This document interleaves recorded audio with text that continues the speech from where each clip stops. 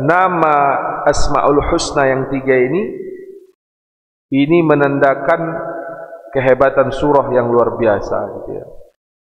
Kemudian selalu dibikin Rabbin Nas, Malikin Nas, Ilahin Nas.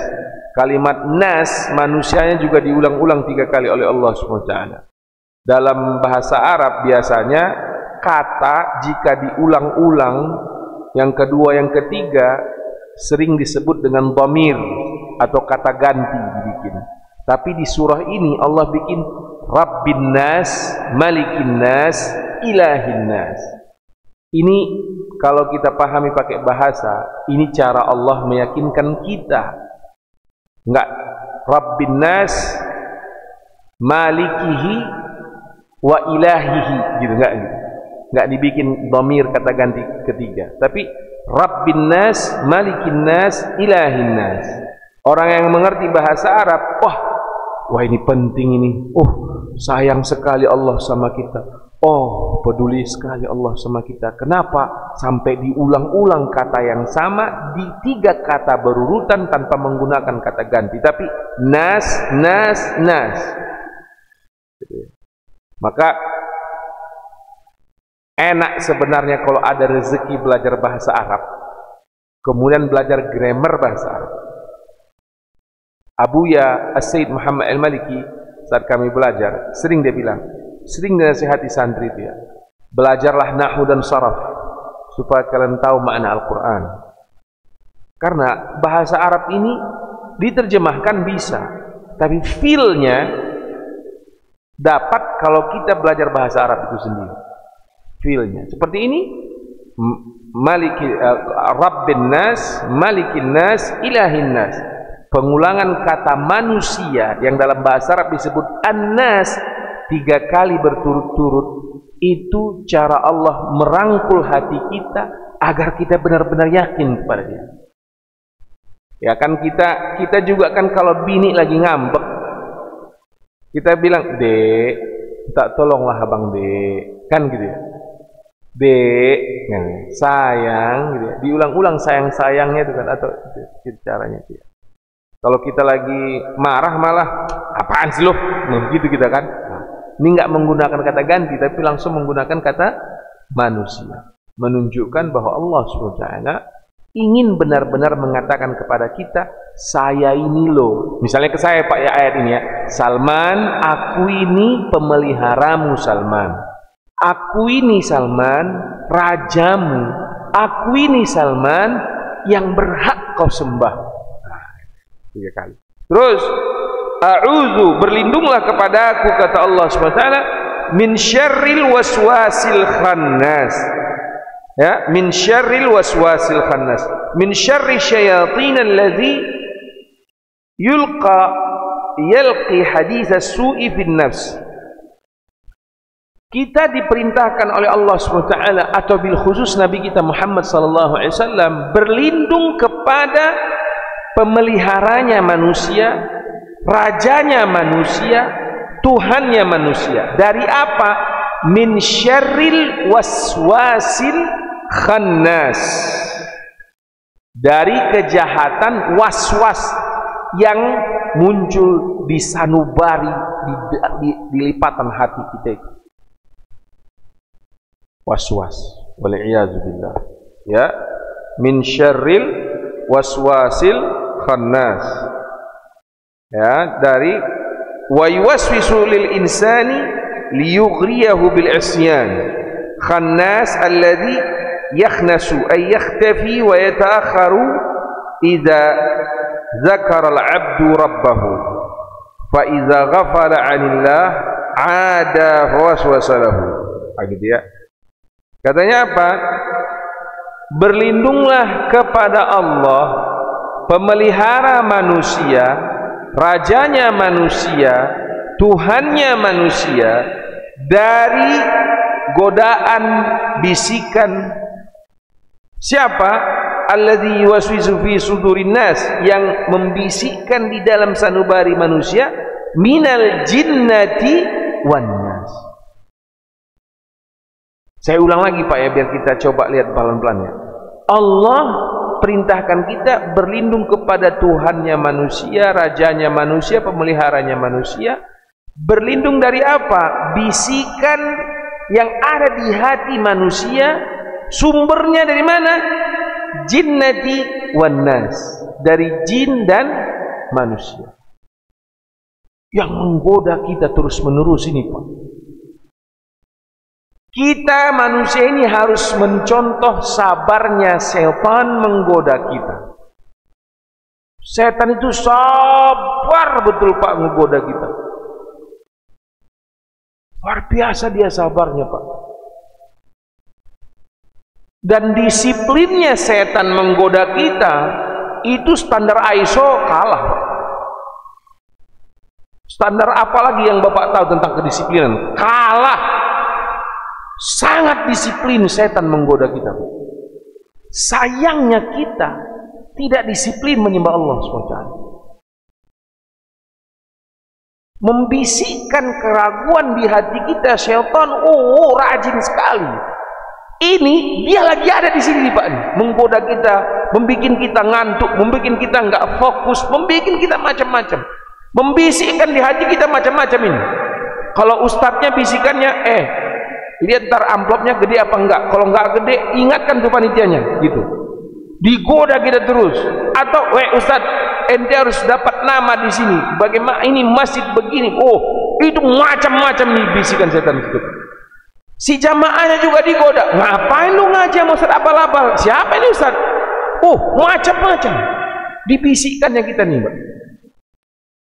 Kalau kita nggak jaga, berlindung kepada Allah SWT, kalah kita.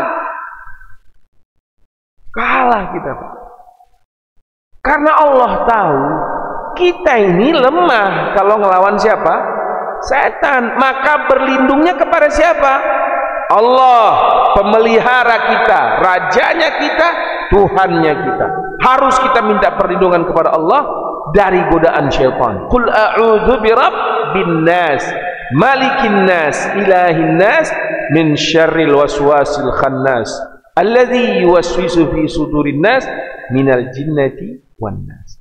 Bahkan disunnahkan ini, dianjurkan dibaca sebelum apa? Salat. Pernah dengar nggak sih guru-guru kita zaman dulu kalau sebelum sholat dia baca Qul a'udzu birabbin nas, malikin nas, ilahin nas, min syarril waswasil khannas, alladzi yuwaswisu fi sudurin nas, minal jinnati wan nas. Qul a'udzu birabbil falaq, min syarri ma khalaq, min syarri ghasiqin idza waqab, min syarri nafatsati fil 'uqad, min syarri hasidin idza hasad. Dia baca sebelum sholat, Pak. Kalau anak, siapa di sini yang masih punya anak kecil, bayi, cucu misalnya, pagi dan sore bacakan An-Nas, Al-Falaq, Al-Ikhlas. Ini surah sakti, Pak, ini. Ini lebih kuat dari rawa rontek ini sebenarnya. Ayat ini. Gitu ya.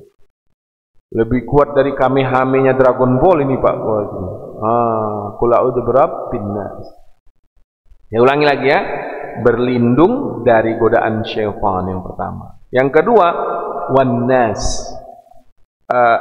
Mana lebih berbahaya, Pak? Godaan setan apa godaan manusia sebenarnya? Manusia, sepakat. Karena Imam Ali As-Sabuni juga bilang di sini, Pak. Sebenarnya di sini ya, fal ayatu isti'azatun min syarril insi wal jinni jami'an. Surah ini menjelaskan tentang berlindung kepada kejahatan manusia dan jin secara menyeluruh.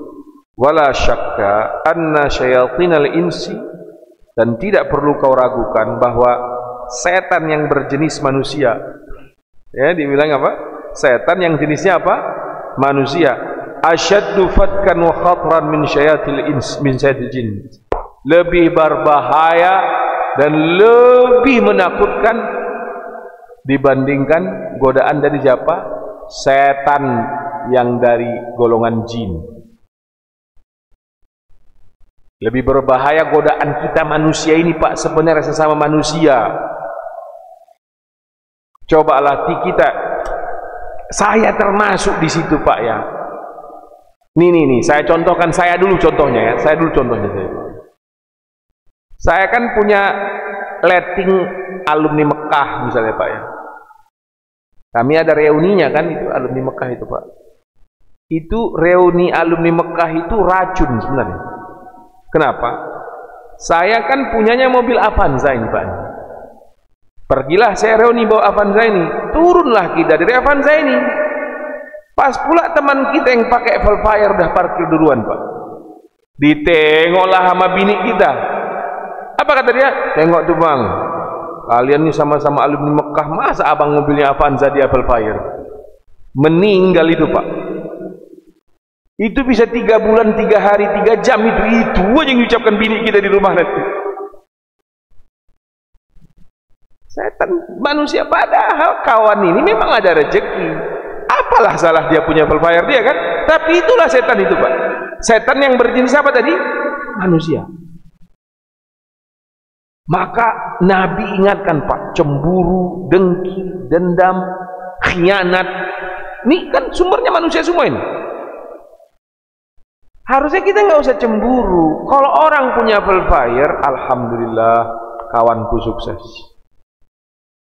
Bukannya kita, nah, kalau kadang-kadang karena nggak kuat, suaminya nggak kuat, alah itu dia korupsi, dia kan pejabat ini, staf khususnya itu dia, baru dia punya itu. La haula wala quwata illa billahil azim. Ini setan yang berjenis manusia ini bahaya. Bahaya sekali. Dan kadang-kadang setan itu siapa? Kita sendiri Pak. Kalau setannya diri sendiri, ini susah, udah dinasehatin pun nggak bisa nih Pak. Ada orang datang ke pesantren, Ustaz gini begini. Pas saya lihat, saya dengar dia ketika bercerita, oh ini di ruqyah pun nggak mempan. Karena yang mempan di ruqyah itu setan yang berjenis dari jin. Allahu la ilaha illa huwal hayyul qayyum. Kepanasan dia Pak. Ya kalau setannya dia sendiri, manusia dia sendiri setannya sebenarnya. Mau kita hatamkan pun Al-Quran itu enggak sembuh-sembuh dia Pak. Karena setannya dia sendiri, otaknya sendiri. Yang merusak hidupnya adalah otaknya sendiri.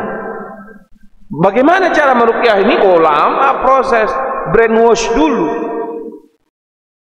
Orang yang cara berpikir hidupnya salah, susah dibantunya.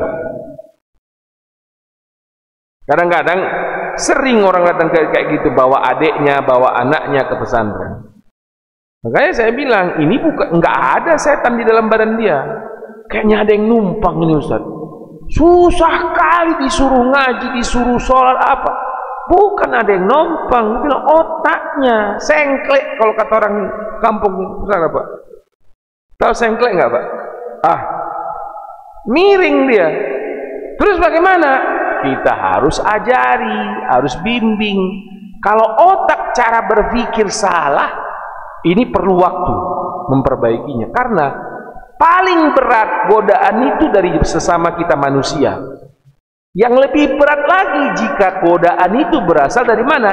Dirinya sendiri. Maka Rasulullah SAW bersabda, saat sahabat bangga sekali cerita tentang perang Badar, menang kita perang Badar, 300 orang kita lawan 1000, mereka lengkap senjatanya, kita kurang lengkap senjatanya, tapi kita menang.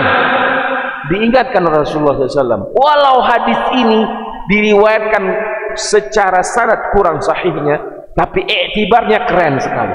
Nabi bilang kepada para sahabat, Bu, Pak, sahabat yang diingatkan ini Abu Bakar, Umar, Utsman, Ali. Yang 300 ini generasi emas ini Pak. Radhiyallahu anhum wa radu anhu. Di surah Al-Bayyinah Allah SWT jelaskan, Allah ridha kepada mereka dan mereka ridha kepada Allah. Tapi ketika mereka berbangga diri pencapaian menang di perang Badar, Nabi ingatkan apa? Wahai sahabatku, melawan 1000 pasukan mudah sekali sebenarnya, tapi kalau melawan diri sendiri siapa yang mampu?